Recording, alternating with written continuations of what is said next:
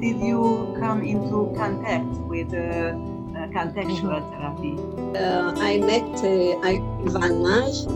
In America, we called him Ivan. I would say the most important mentor was Nagy, I guess. And how would you motivate people to come to the conference?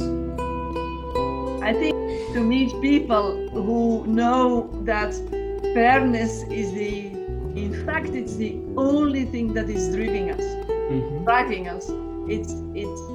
We are all loving beings, and when it is fair, the love can flow between us. And so I feel it's wonderful to be with people who have the same intuition about that. It appealed to me because it aligned with my own anthropology and my Christian faith.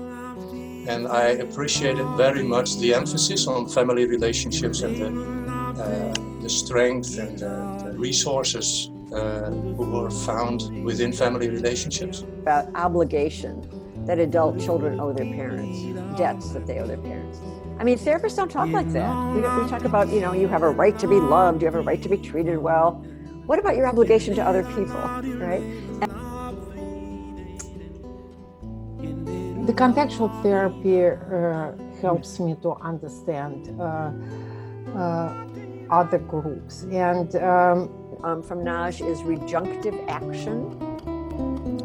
So Nagy was really one of the few family therapists who promoted not only seeing your parents in different ways and healing old wounds, but also addressing the actual relationship with the family of origin now in adulthood, which I think is really, really important. And he was my thesis advisor, he was my supervisor, he was a dear person. But we all have a belief system, and this belief system, it needs to be congruent with who we are and what we do. Group experience horrible genocide or collective trauma. It's next generations feel that ethical responsibility that they need maybe to carry that memory and to protect their own group. And often it leads to more violence and suffering. How could we not talk about fairness and justice?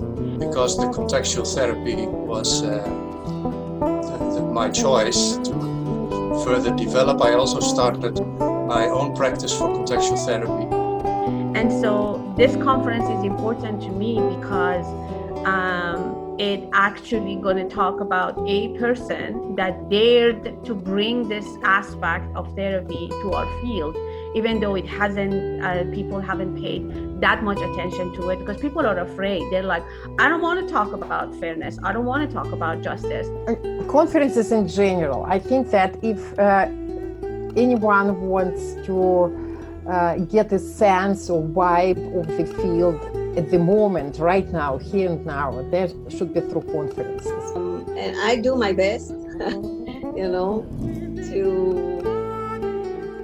introduce this beautiful approach to therapists. And everywhere I go and teach it, it's like very popular. It's very catchy. I mean, people want to know more.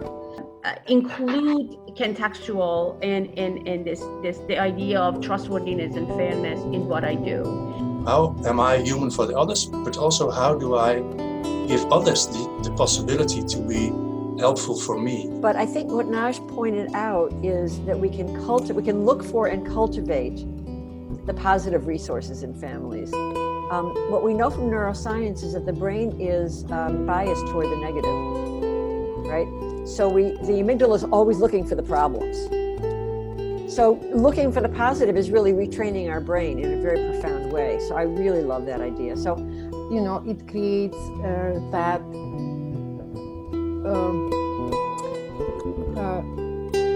it confirms your ideas, but also it brings new ideas and new connections, new